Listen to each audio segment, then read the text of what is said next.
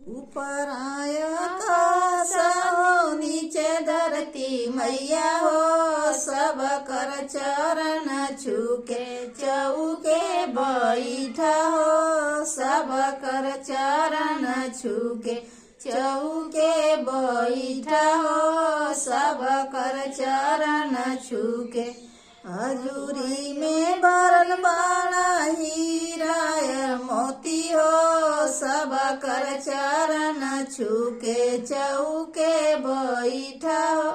सब कर चरण छूके चौके बैठा हो। सब कर चरण छूके ऊपर आकाश हो नीचे धरती मैया हो। बाबा का चरण छूके चौके बैठा हो। बाबा का चरण छूके